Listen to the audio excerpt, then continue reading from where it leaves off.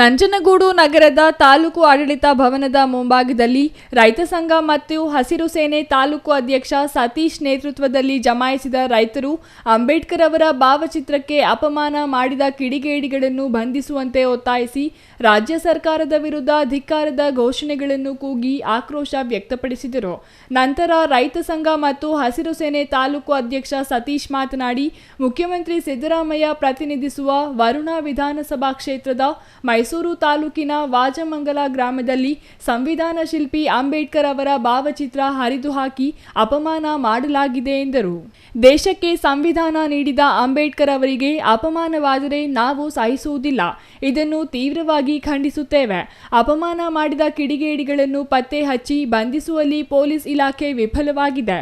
ಮುಖ್ಯಮಂತ್ರಿಗಳ ಕ್ಷೇತ್ರವಾಗಿದೆ. ಸಮಾಜದ ಒಳತಿಗೆ ಅಸ್ಪೃಶ್ಯತೆಯ ವಿರುದ್ಧ ಹೋರಾಟ ಮಾಡಿದಂಥ ಮಹನೀಯರ ಭಾವಚಿತ್ರಗಳಿಗೆ ನಮ್ಮ ಸಂಸ್ಕೃತಿ ನಗರ ಮೈಸೂರಿನ ವಾಜಮಂಗಲದಲ್ಲಿ ಅಪಮಾನವನ್ನು ಎಸಗುವಂಥ ಕೆಲಸವನ್ನು ಅಲ್ಲಿನ ಕಿಡಿಗೇಡಿಗಳು ಮಾಡಿದ್ದಾರೆ.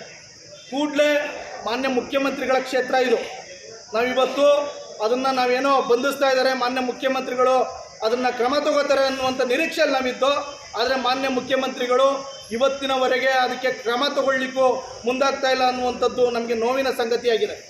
ಕೂಡಲೇ ಮಾನ್ಯ ಮುಖ್ಯಮಂತ್ರಿಗಳು ತನ್ನ ಕ್ಷೇತ್ರ ವಾಜಮಂಗಲ, ಅದರಿಂದ ಕೂಡಲೇ ಅಲ್ಲಿ ಭಾವಚಿತ್ರಕ್ಕೆ ಬಾಬಾ ಸಾಹೇಬ್ ಅಂಬೇಡ್ಕರ್ ಅವರ ಭಾವಚಿತ್ರಕ್ಕೆ ಅಪಮಾನ ಮಾಡಿ ಅವರ ಮುಖವನ್ನು ಕಟ್ ಮಾಡಿ ಎಂಥ ವಿಕೃತವನ್ನು ಮೆರೆಸಿದ್ದಾರೆ.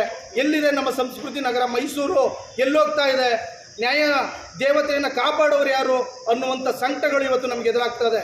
ನಾವು ಪ್ರತಿಯೊಂದು ಜನಾಂಗಕ್ಕೆ ಇವತ್ತು ಮಹನೀಯರನ್ನ ಓಲೈಕೆ ಮಾಡಿಕೊಳ್ಳುವಂಥ ಕೆಲಸ ನಾವು ಮಾಡ್ತಾ ಇದ್ದೀವಿ. ಆದರೂ ಇನ್ನೂ ಯಾವುದೇ ಕ್ರಮ ತೆಗೆದುಕೊಂಡಿಲ್ಲ. ಫ್ಲೆಕ್ಸ್ ಹರಿದು ಹಾಕಿ, ಅಂಬೇಡ್ಕರ್ ಅವರ ಫ್ಲೆಕ್ಸ್ ಕಿತ್ತು ಹಾಕಿ, ಕತ್ತರಿಯಿಂದ ಕತ್ತರಿಸಿ ಹೇಯ ಕೃತ್ಯ ಎಸಗಿದ್ದಾರೆ. ಮುಖ್ಯಮಂತ್ರಿಗಳ ಸ್ವಕ್ಷೇತ್ರದಲ್ಲಿ ಇಂತಹ ಘಟನೆ ನಡೆಯಬಾರದಿತ್ತು.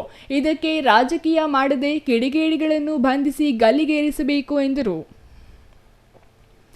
ಸಾಂಸ್ಕೃತಿಕ ನಗರಿಯಂತಹ ಮೈಸೂರು ಜಿಲ್ಲೆಯಲ್ಲಿ ಇಂತಹ ಘಟನೆಗಳು ಮರುಕಳಿಸದಂತೆ ಎಚ್ಚರಿಕೆ ವಹಿಸಲಾಗಿದೆ. ಕೂಡಲೇ ಕಿಡಿಗೇಡಿಗಳನ್ನು ಬಂಧಿಸಿ ಕಠಿಣ ಶಿಕ್ಷೆಗೆ ಒಳಪಡಿಸಬೇಕು. ಇಲ್ಲದಿದ್ದಲ್ಲಿ ಮುಂದಿನ ದಿನಗಳಲ್ಲಿ ಉಗ್ರ ಹೋರಾಟ ನಡೆಸಲಾಗುತ್ತದೆ ಎಂದು ಎಚ್ಚರಿಕೆ ನೀಡಿದರು.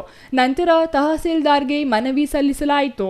ಇನ್ನು ಪ್ರತಿಭಟನೆಯಲ್ಲಿ ಸತೀಶ್, ನಂಜುಂಡೇಗೌಡ, ಶ್ವೇತಾ ಇನ್ನೂ ಹಲವರು ಹಾಜರಿದ್ದರು. Kumar, CTV news, Nanjangud.